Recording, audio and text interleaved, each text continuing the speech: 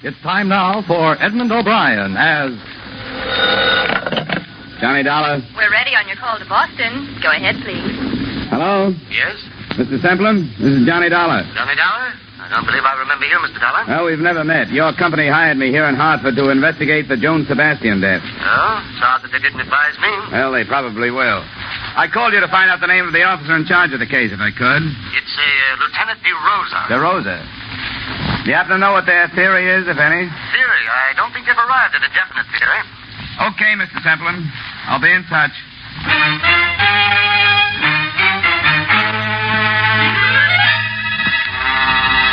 Edmond O'Brien in a transcribed adventure of the man with the action-packed expense account.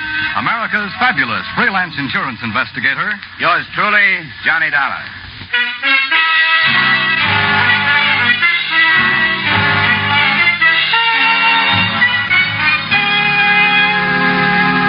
Expense account submitted by Special Investigator Johnny Dollar to Home Office, Corinthian Life Insurance Company, Hartford, Connecticut. The following is an accounting of expenditures during my investigation of the Joan Sebastian Matter. Expense account item 1, 175 phone call to Boston, advising your manager there of my assignment. Item 2, $28 car rental and mileage from my Hartford apartment to police headquarters, Boston.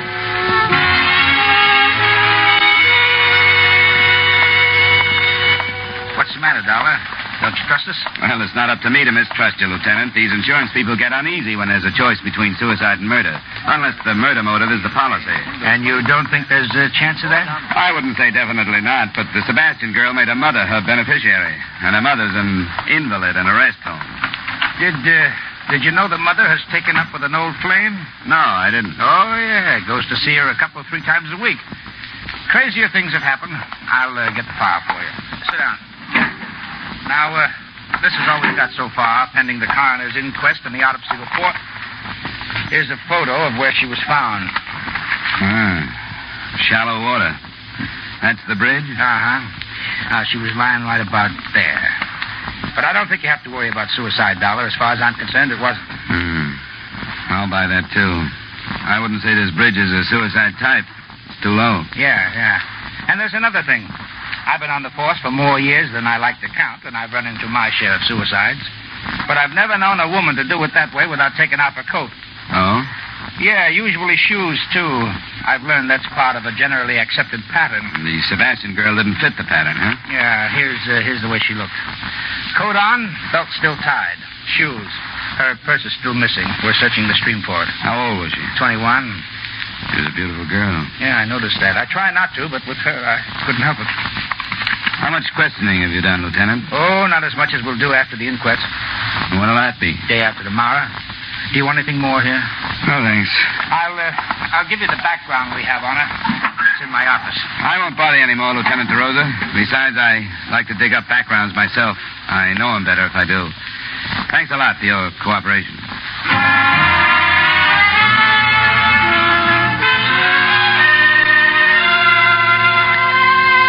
I drove out to the stream where they'd found the girl's body, and they had chalked up another point against her death being a suicide.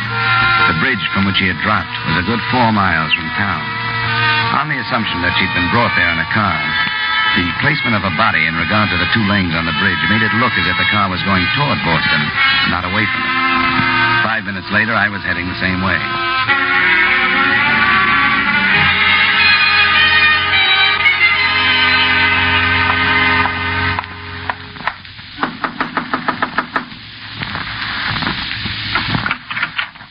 Hello?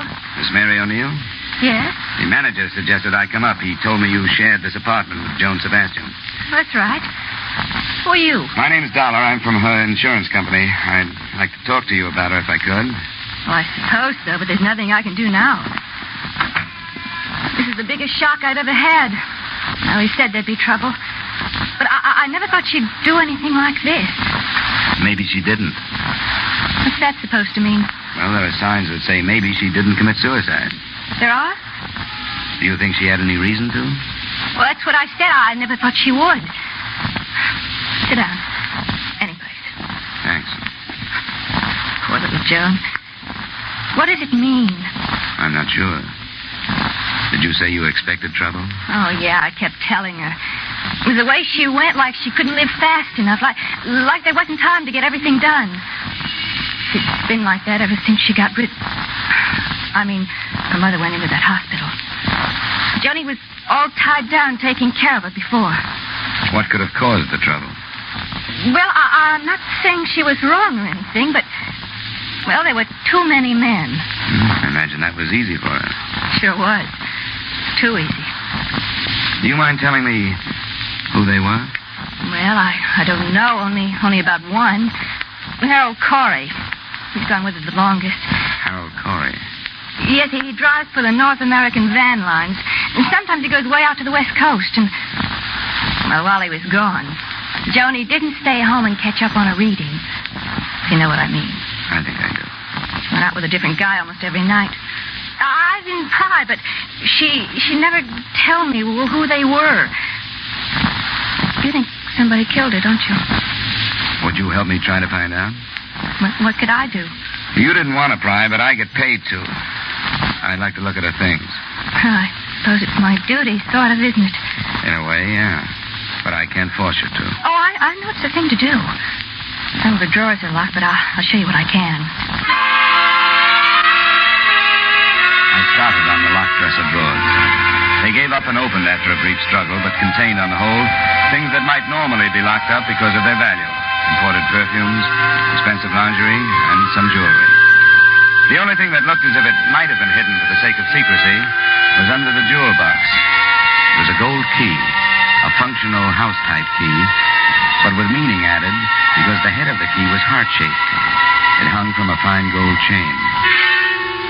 Well, I never saw that before. Never saw the perfume before either, but I smelled it. That's a few $100 worth of scent. And the rest of it was Joan used to such expensive things? Well, not that I know about. Harold Corey sure couldn't shell out that kind of money. And a heart-shaped key. It's cozy. I'd like to keep it if I could. Well, I don't know about that. After all, it isn't mine. I might get into trouble. You won't, I promise you. I'm working with the police on this thing. I want to find out where it was made if I can and who ordered it. Oh, I get it. Sure, I wouldn't stop you from doing that. Even if I could.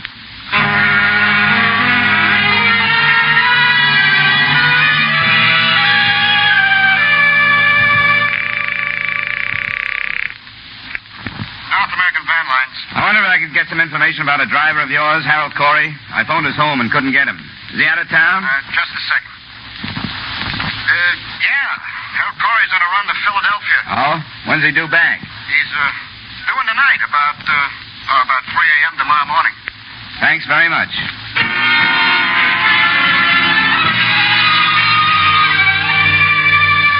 Expense account item 3, $7, drinks and dinner after I checked into the Bristol Hotel. Item 4, a nickel. Phone call to Joan Sebastian's employer. Edward Hollis was at home and would see me.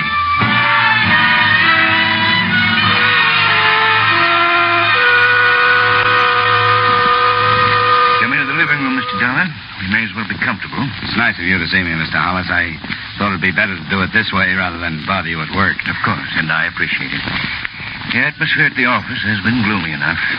Oh, this is Mrs. Hollis, Mr. Dollar. Oh, how do you do? Quite well, thank you. I didn't know the poor girl, but it's a dreadful thing. Yes, I'm afraid it is. They don't understand. Young girl like that with everything to live for. Well, it may be even worse than that. Worse? How could it be worse? It looks more and more like her death was not a suicide. Oh. Mr. Dollar. I didn't mention it on the phone. The police think it was murder, though, and so do I. I thought it'd be better to save the blow until I get out here. You know, murder's pretty messy. Well, this is a shock. I suppose I could be dragged into a courtroom along with everybody else who knew her. Edward. Beatrice, you run along upstairs. There's no reason for your going through this. All right, Edward. I think I'd rather. Good night, Mr. Dollar. Good night. I'm sorry, but it couldn't be helped. Of course it couldn't. I understand. I'll make this as fast as possible, Mr. Hollis. I don't know how much you knew about Joan Sebastian's private life. I knew nothing. I have a number of girls in the office, and it's been my philosophy to remember that not too long ago, I was as young as they are. As long as they do their work well, I ask no questions. As a matter of fact, I have no right to. Sure. From what I've gathered, she was mixed up emotionally. She hadn't had much freedom because of an invalid mother she took care of. Well, I did know that. When the mother went to a hospital, Joan began to make up for lost time. She led her friends to believe that she ran around with a lot of men. But I don't believe that. Oh? I think it was one man. Would you give me the names of the girls she worked with? I'd like to talk to them and find out if something may have come out over lunch or cocktail. Yes. I'd rather my staff wasn't upset too much, but I'll tell you. You'll want to question them separately? That's right. Well, I could give you the names now, but if you'll phone me at the office in the morning, I'll give you their addresses and phone numbers. That would help. Good. You can call any time after 9:30.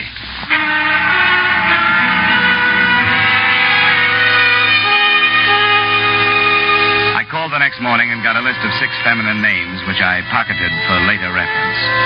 And at 10:30, I was at the home of Harold Corey, a ground-floor apartment on Hemingway Street.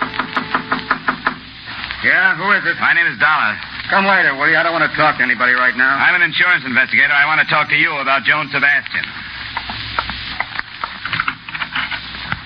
Who have you talked to? Why did she do it? She didn't. What do you mean? It's a mistake? In a way, yeah. It's murder. Murder? You're crazy. Am I? No, maybe you aren't. She'd never kill herself, would she? She had no reason to. When did you see her last? The night before I left for Philadelphia. When was that? 2 nights ago, Tuesday. I left at 5 Wednesday morning. She was found Wednesday morning. What are you driving at, mister? When did you learn that she was seeing somebody else when you were out of town? Didn't know she was. Look, Corey, I'm not tossing suspicions around to see how they bounce off you. You're in a bad way. Do you know that? You're telling me you think I killed her? Me? I loved her. I wanted to marry her. That's a motive, not an alibi. Get out of here, will you? Leave me alone. You aren't helping yourself with this act. You're making it worse. Get out of here before I do have a murder to answer for. Get out. Get out!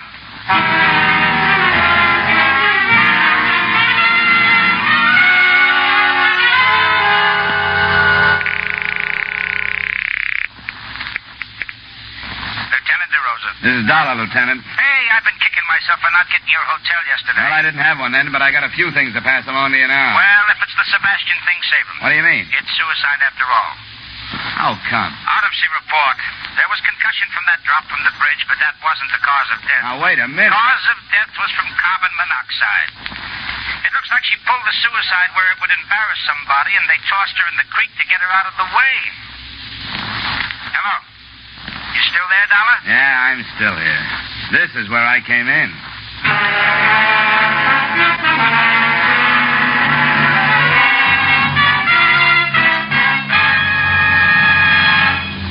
We'll return you to the second act of yours truly, Johnny Dollar, in just a moment.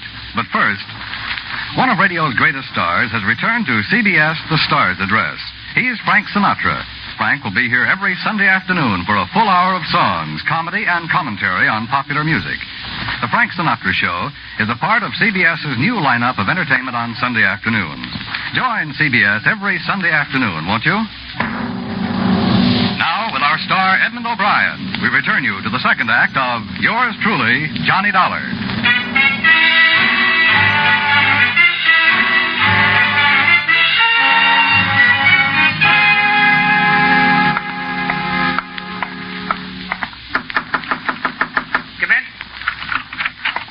Desk sergeant said you were waiting for me. Oh, yeah. I told him you'd be showing up. Sit down, Dollar. You didn't seem to like the latest development. Well, I've been working from other directions. Give it to me again, will you? Well, here's the autopsy report. Death by asphyxia caused by carbon monoxide, agent unknown. Probably automobile engine exhaust. That's the most popular these days. Do you believe this, Lieutenant? I believe what's on the report. And how did you say she got into the river? I said maybe she committed suicide somewhere so that somebody would get involved. Maybe in the driveway of somebody who didn't want to get involved. To get rid of her, she was probably moved to the stream. What's the matter? Don't you like that? What else does the report say? Symptoms of severe concussion. I thought you'd be happy with this suicide evidence. The insurance company hired me to dig up facts. If it was suicide, all right. But if it wasn't, they want to know that, too. And I don't think it was. Why not? Well, from what I've learned, she wasn't the type. She liked to be alive, and she played it hard enough to leave some motives lying around. Jealousy, for one. That boyfriend of hers? Ah, you know about him, then. Yeah, Corey, isn't it? A truck driver? That's right. And then there's this. Look. What's this unlock? I wish I could tell you. It was given to her by somebody. I'd like to know who. Would you put a couple of men on it, find out where it was made? I could do it, but I think the police can get it done faster. All right, Dollar, I'll stick my neck out that far. I'm under orders, you know that. I have to be assigned before I can investigate. Yeah, sure. But I'll take your story upstairs and see what the chief says. Let me know what else you find. I will. Say, do you have the address of the old flame you mentioned? The mother's friend? Still like to settle for fraud, wouldn't you? The desk sergeant will give you his address. His name's Paul Anderson.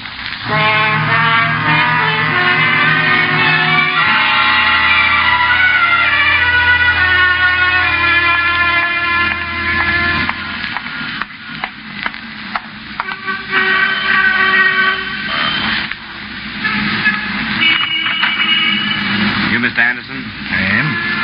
I'm from Joan Sebastian's insurance company. Wonder if you'd spare me a few moments. Why, yes, I suppose so. Come in.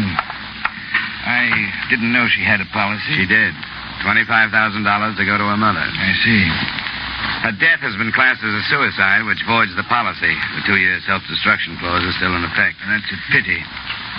Why'd you say that? It's the least she could do for poor Mildred. That's her mother? Yes, an extremely young mother who's almost ruined her life for that girl. I didn't know that. Daughter was born when Mildred was only 17. She was left to care for the child herself. I have helped as much as I could. How well did you know the girl after she grew up? Why, I was a friend of her mother's. Why do you ask? Which one did you know first? I don't see what this has to do with the You matter. don't have to answer. I don't want you to misunderstand. There's nothing to be hidden. I suppose it is unusual. I did meet Joan first. But when she took me to her house and I met her mother, I realized that Joan was, well, no more than a cheap little opportunist. The complete opposite from her mother. As I say, I suppose it is unusual. And that doesn't make any difference. The point is that you dropped the girl in favor of her mother. Is that it? It wasn't the gross situation you evidently wish it had been. I realized Mildred's condition and the lack of care. I knew she needed someone, and I did what I could for her. Did you send her to the rest home? I did.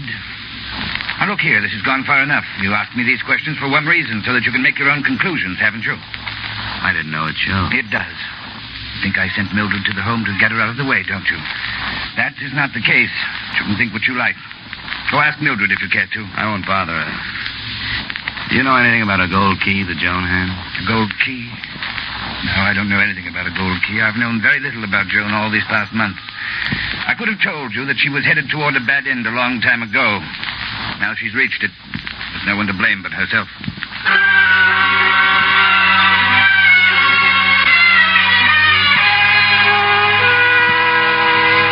It was 4 p.m. then, and at 5, I was standing in front of the North American Band building on Columbus Avenue as Harold Corey backed a big rig into a parking area and headed for a quick-order restaurant.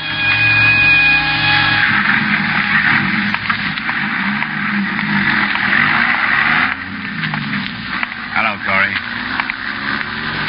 What this time?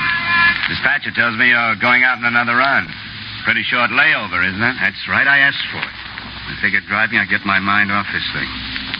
What do you want? Do you know how she died? I read about it. Carbon monoxide.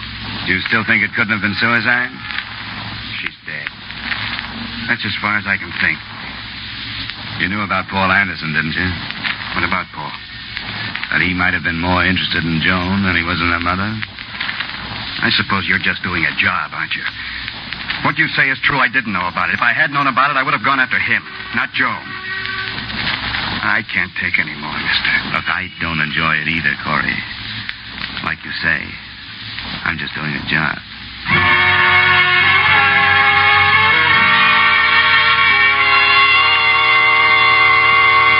After questioning the 6 girls who had worked with Joan Sebastian, I was still nowhere.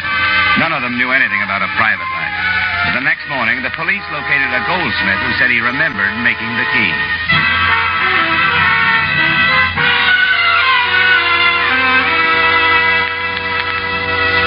The police told me you might come in, Mr. Dollar. No trouble at all. Oh, happy to oblige. Good. You've seen the key? Yes, the officer showed it to me. Oh, friendly young man. I have it with me. You're sure you made it? Oh, yes, positive. See here, I'll admit to a quaint conceit. You see here? Potted scroll? See the letters? Where? Yeah, C.S. My initials, Cedric Foss. Hmm. But I haven't the faintest recollection who I made it for. I told that young officer that, too. I don't even remember when. Oh, there's so much work, you know. Well, maybe I can help you. It would have been between 7 and 8 months ago. You keep any kind of record? Oh, of course I do. I'm bound to. A matter of law. 7 or 8 months. Let me see. That would be November, October, September. 7 would be March. 8 would be February. Oh, yes, of course. Now, here we are. Frankly, I'm intrigued. How many of my items may have been involved with tragedy? Who knows? Perhaps I'm a curse. I was hoping you'd be a cure for this one. Well, I hope so. You wouldn't know what week or day? Oh, I'm afraid not. Oh, my. February wasn't a very good month, was it? Post-holiday slump. Reset, change ring size, set opals. Dreadful stuff. What? No. It's much too small. Key for a jewel box. Well, let me see. March. Yes, engraved spoon. Reset, repair bracelet. Here it is. Door key in gold. March 17th. What name? Do not deliver. Will call J.E. Carter. J.E. Carter. Does that help? No, not a bit. Do you remember anything about him? No, paid in cash. Wait, now, that was the day Mrs. Brand brought the baby shoe in for placing. She's the councilman's wife. I remember that. It was snowing. That was the day it was ordered, huh? Yes, now, wait a minute. It was modeled from a plain old cast house key. Uh-huh. I cannot picture him. But I'd done some apartment keys, and he said this was for a cottage. Outside of town? It was a surprise for his wife, someplace on the bay. I remember that because of the hideous weather, and I could just feel that wind coming through one of those summer cottages. Now, do you think you'd recognize him if you saw him again? Well, I can't say until I do. I could try. Well, we may have to call on you then. Thanks. Thanks a lot. I think you've helped.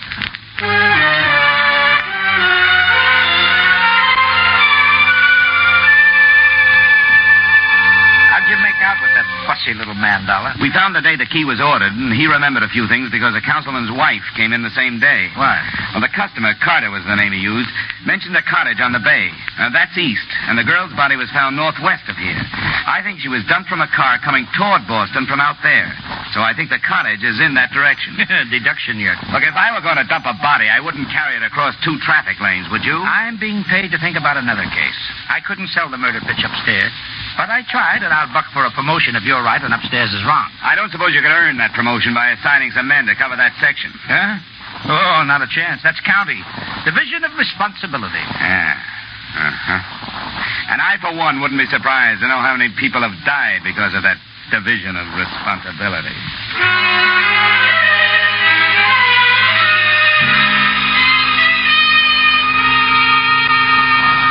Expense account item 4, $35 mileage covering a 2.5-day search of real estate offices northwest of Boston. Object, a cottage rented a few days before March 17th by a man possibly using the name J.E. Carter. It was morning to night legwork, but on the afternoon of the 3rd day, it paid off. I found an agent who had rented a cottage to a J.E. Carter. She took me out, but before we went into the place, I noticed a lean-to garage marked up by plenty of tire tracks. Inside, I found a stained rug, among other things. Well, Mr. Dollar, I've always said I personally vouch for the people I do business with. You never know, do you? I should say you don't. Do you want to go now? I think I've seen enough.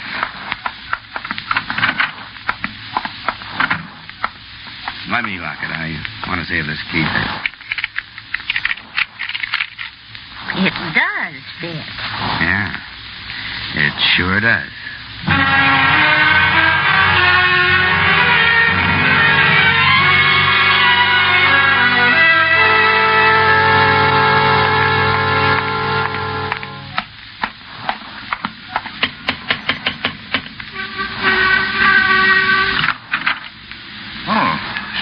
Hello, Mr. Hollis. May I come in? Why, yes, of course. Come in. Well, I didn't expect you to come back. Didn't you, Mr. Hollis? You thought you'd get away with this, huh? And what did you say? Well, now, there's no reason to be clever with each other, Mr. Hollis. I know you killed her. You rented a cottage out beyond Mystic River. You used the name J.E. Carter when you bought the gold key. I did that? I'm afraid you did. Come into the other room. Yes, you're right, I did. I became infatuated with her. If you'd known her, you'd understand. I realized last week that it had to stop, and I told her. She had been going with that young Corey boy. I told her that even if I was single and eligible to marry, I would advise her to hang on to him, someone her own age. That was last Tuesday night? Yes. She left the cottage, and I heard her drive off. Or at least I thought I did. When I went out, I learned what she had really done. She committed suicide in the car. You can hardly blame me for wanting to keep the secret. Oh, you've been reading the papers, Mr. Hollis. Suicide and all that. I've been inside your cottage. You didn't do a very good job of cleaning up the bloodstains. You're right, Mr. Dollar. There seems to be no longer any reason to attempt cleverness. I'll make my statement to the police. I'll drive you down. Thank you. How did you find out, Dollar?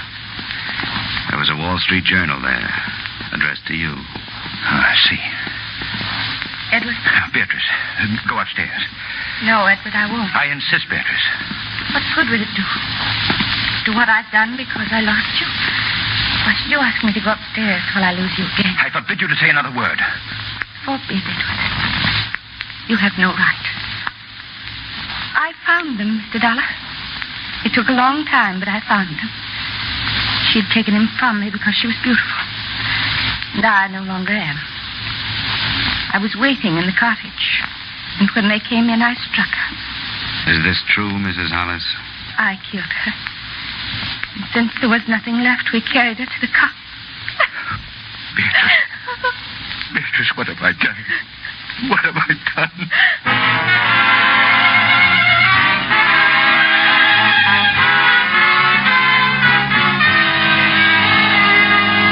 Expense account item 5, $110 final bill for car rental. Item 6, $85 miscellaneous. Expense account total, $356.75. Remarks? I don't know what sticklers the Massachusetts law courts are, but Joan Sebastian was not killed by the wronged wife. She was unconscious but alive when Hollis put her in his car trunk. She died there by carbon monoxide. Yours truly, Johnny Dollar.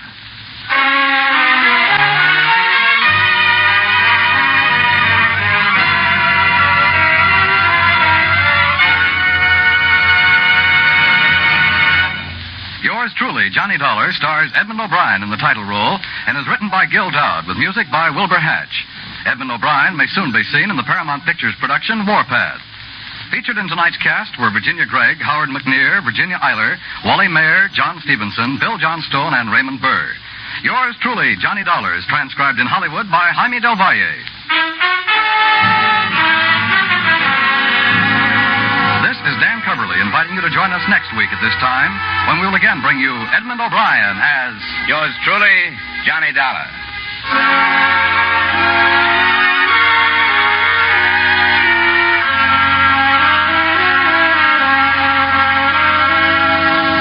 Stay tuned for Vaughn Monroe's Caravan, which follows immediately over most of these same CBS stations. This is CBS, where Hopalong Cassidy rides every Saturday night, the Columbia Broadcasting System.